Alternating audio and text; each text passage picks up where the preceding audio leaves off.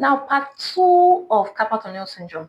I've spoken to you initially about what it means and how those people that are more prone to having this condition.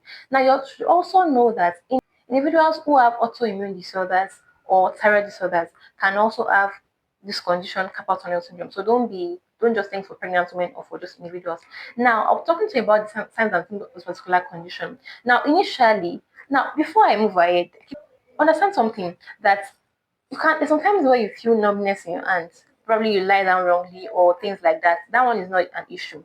But if you occur repeatedly and you have to repeatedly shake before you get you relief, or something like that, or perhaps you feel you have neck issues and the pain is radiating down to your fingers. That one is different.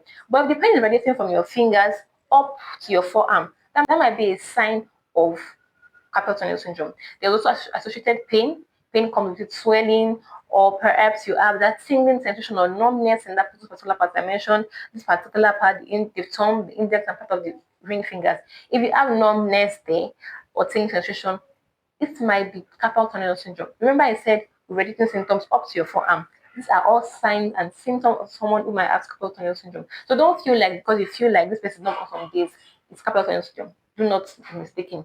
Now, in this particular video, I have to also mention to you that this condition gets worse at night and also in the early mornings. So know when this occurs so you can also know what to do and also know what you're dealing with. Number 2, there's also relief when you shake it out and then you change your position.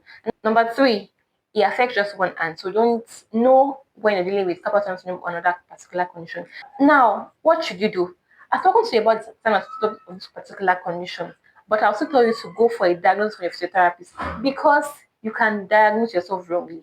If physiotherapist knows what to check for, assess, and know whether you're dealing with a particular condition, and if possible, refer you for other tests that you can carry out. So do not think that because you have particular symptoms, you already automatically have carpal tunnel syndrome. It might be wrong. So don't do self-diagnosis for yourself. So for all remedies, when you have this particular thing, sensations, you can just shake it off, like I mentioned also. Shake it off, you feel relief. Or you can also get a comfortable chair and desk so that it's leveled and you're not bending your fingers to type like this. Don't be typing like this. Type in a way that your fingers are working together. You're not overspending your wrist or hyperextending your wrist. So know what to do and what to help yourself at home.